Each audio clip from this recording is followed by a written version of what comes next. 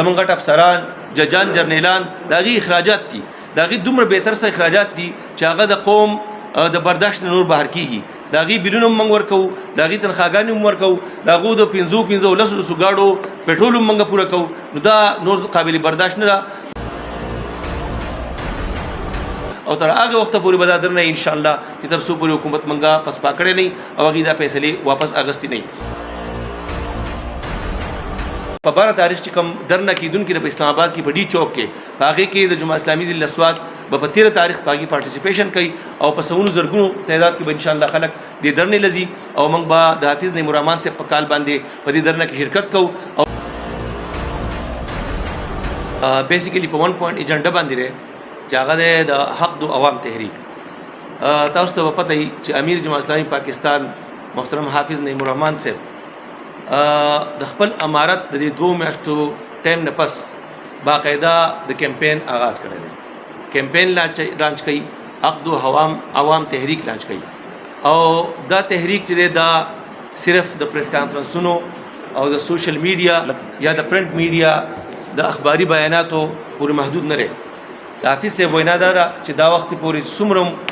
زمونږ میچز نو هغه وارم اپ میچز او دا به اصلي میچ انشاءالله. دا اصلي میچ به موږ د حکمرانانو او د عوامو په منځ کې موږ به د عوامو نمایندګي کوو انشاءالله جماعت اسلامي او د حکمران طبقې سره، د اشرافیه سره، د ججانو سره، د جرنیلانو سره، د صوبایي او د وفاقي حکومت سره او څومره ادارې او څومره خلک چې په ملک کې په عوامو باندې ظلم کوي د هغې ظلم خلاف به موږ انشاءالله دا میچ کېلاو او انشاءالله عوام به دا میچ ګټي. جماعت اسلامي د عوامو نمایندګي کوي. دا وخت وفاقي حکومت او صوبایي حکومت چې هغې د بجلۍ په مد کې چې کوم ټیکسونه لګولي دي دا بجلي ګرانه کړه او مختلف سلیبز یې جوړ کړي دي د عوامو د لوټلو دپاره، د عوامو د سټ د تاوالو دپاره، د عوامو د خولې نه د نړۍ د شکولو دپاره، د تعلیم ختمولو دپاره موږ د هغې خلاف یو. وروڼو دا وخت بنیادي مسله د قوم چې د هغه بې انتها ګراني ده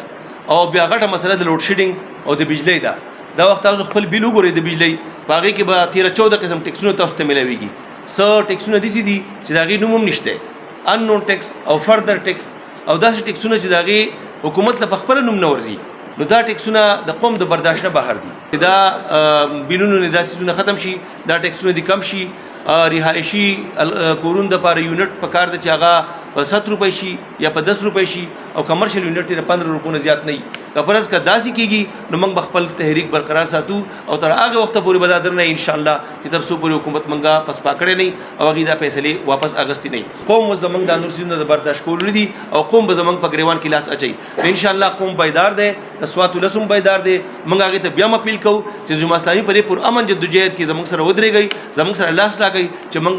ستاسو ګریوانونه د قوم ګریوان د دې اشرافیه نه د دې حکمرانانو آزاد کو. موږ حکومت ته هم دا وایو، حکم خلک چې دا ګاډي استعمالوي، دا وسایل استعمالوي، که هغه وزیر اعظم دی، که وزیر اعلی دی، که گورنر دی، که چیف سیکرټري دی، که هغه سیکرټري دی، که هغه ډي سي دی، که هغه اے سي دی، یا هغه په بله محکمه کې ناست دی او که هغه جج دی او که جرنیل دی، خو د هغه چې څومره هم اخراجات دي او هغه په قوم باندې بوج دي موږ هغې ته دا